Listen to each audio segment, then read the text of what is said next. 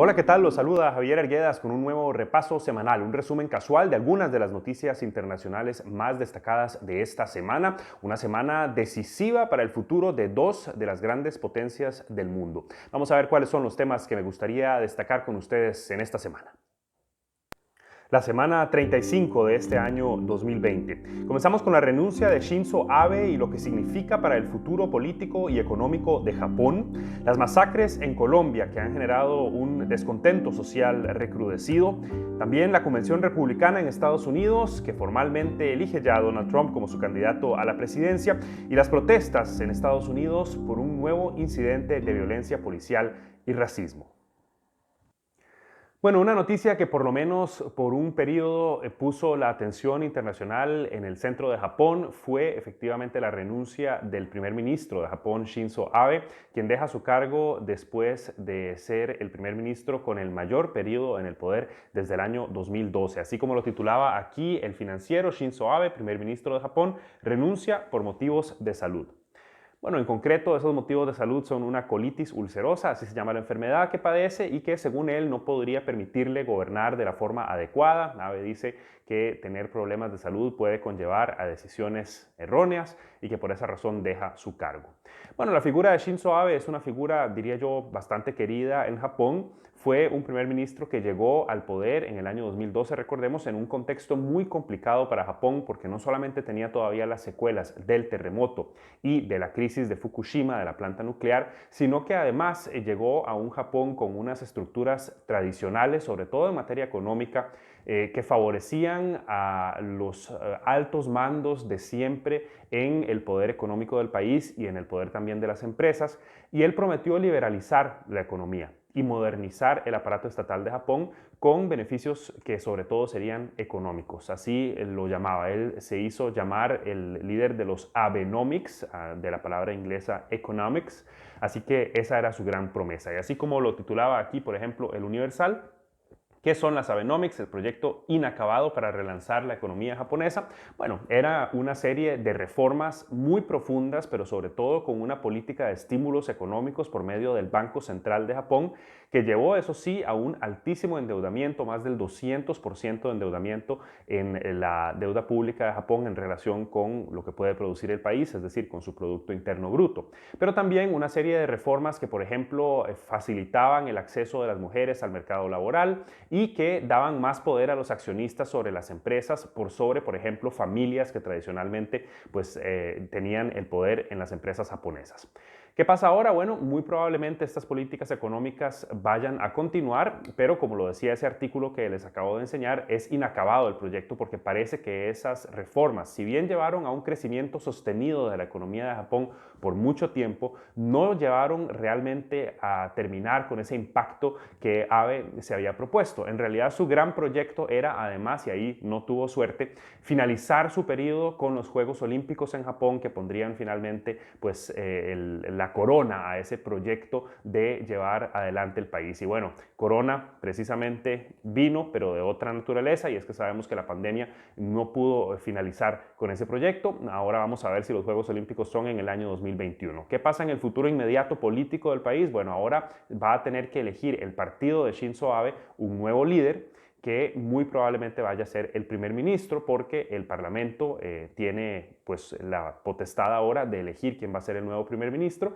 y el partido de Shinzo Abe tiene una mayoría significativa en el Congreso, así que muy probablemente vaya a ser su sucesor del próximo primer ministro pues del mismo partido y vamos a ver si continúa o no con los famosos Abenomics.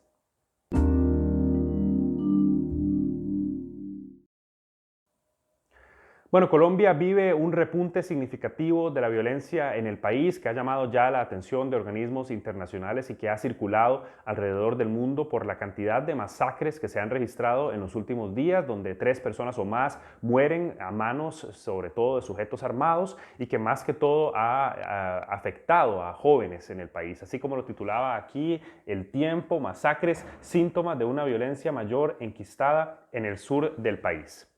Bueno, son algunas de las provincias más rezagadas de Colombia donde se han registrado estas masacres que han conmocionado al país porque recuerdan los peores tiempos de la época en la que todavía no se había firmado el acuerdo de paz con la guerrilla y los enfrentamientos, por ejemplo, también con grupos paramilitares que llegaban a pueblos enteros, los tomaban y los controlaban y pues asesinaban también a la gente por disputas de toda índole. Bueno, la versión oficial del gobierno es que esto responde al narcotráfico y que ha habido ahí un repunte de las actividades criminales de los narcotraficantes. Pero lo cierto es que no se sabe a ciencia cierta quiénes son los responsables de estas masacres. El gobierno también ha sido muy rápido en iniciar un debate sobre si eran masacres o asesinatos colectivos, en esencia sugiriendo que no se debería usar la palabra masacres porque no es precisa, entrando en un debate que en realidad para la gente pues tiende a ser bastante absurdo en momentos en los que en realidad lo que se tiene que ver es cuáles son las causas de estas masacres. Y en los diferentes debates que se han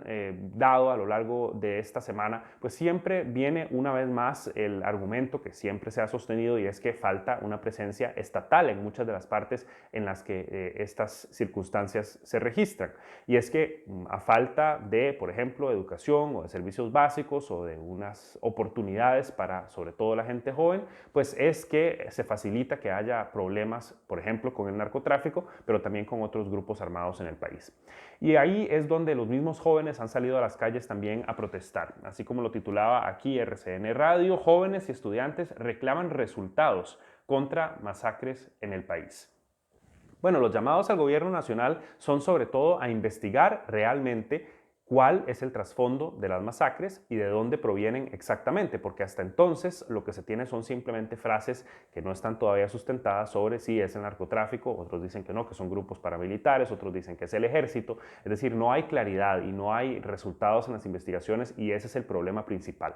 El otro aspecto importante a mencionar también aquí es que se podría politizar el hecho de que esté aumentando la inseguridad en el país. Evidentemente, a raíz de la pandemia hay una mayor necesidad. Las poblaciones que de por sí tienen problemas, por ejemplo, de pobreza, pues son más susceptibles al crimen, lógicamente, pero además hay un contexto político importante en Colombia en estos momentos porque recordemos que no todos estaban a favor de la firma del acuerdo de paz, que hay una corriente política de parte de Álvaro Uribe que abogaba por una mano dura contra la guerrilla y contra el narcotráfico y que pues después de la firma del acuerdo de paz estuvo en contra tanto de la firma del acuerdo mismo como de las políticas que lo acompañan. Así que esto podría politizarse para un regreso de esa corriente política a Colombia.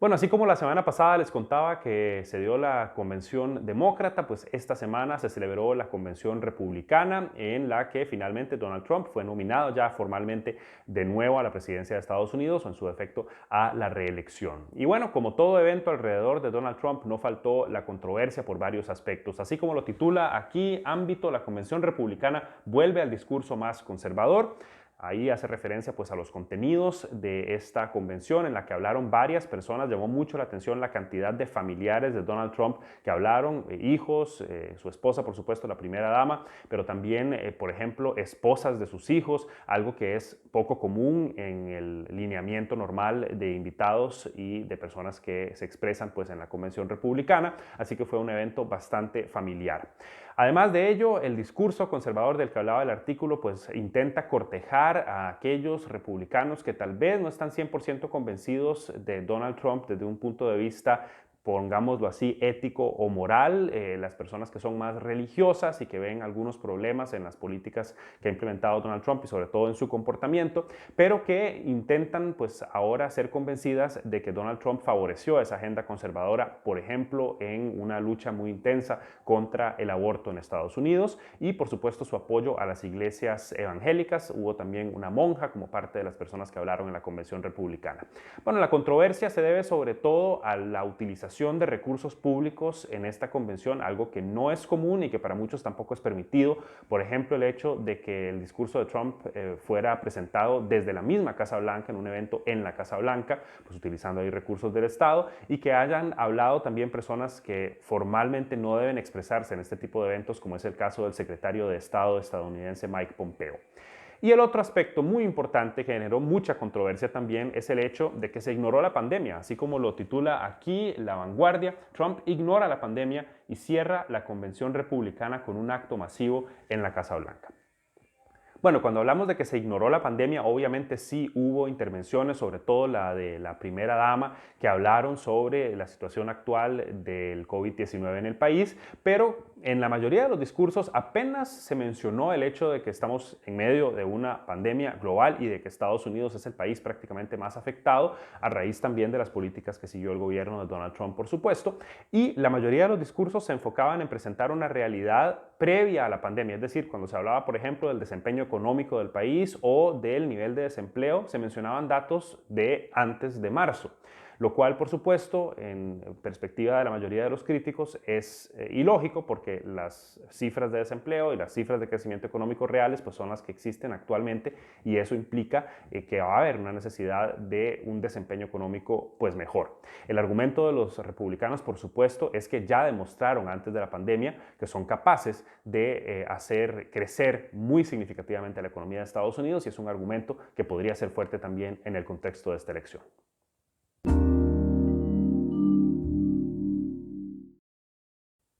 Bueno, y hablando precisamente de temas que no fueron realmente protagonistas en esa convención republicana, hablamos ahora del racismo y de la violencia policial en Estados Unidos, que una vez más llevan a la gente a las calles por incidentes que no consideran aceptables. Esta vez fue en el estado de Wisconsin, así como lo titula aquí el cronista, Estados Unidos, violentos disturbios en Wisconsin tras ataque policial a un hombre negro. Bueno, ese ataque policial fue de la semana pasada todavía, el domingo anterior, en la ciudad de Kenosha, en Wisconsin, donde Jacob Blake, un ciudadano afroamericano de 29 años, fue abatido por la policía con 7 tiros que por supuesto lo dejaron gravemente herido. No murió, pero sí está gravemente herido. Y bueno, esto nuevamente llevó a la gente a las calles a protestar contra esa brutalidad policial porque Jacob Blake ni siquiera estaba aparentemente armado cuando ocurrió este incidente. Y esas protestas, a su vez, también recrudecieron una vez más el descontento de ambos lados, tanto de quienes protestan contra la violencia policial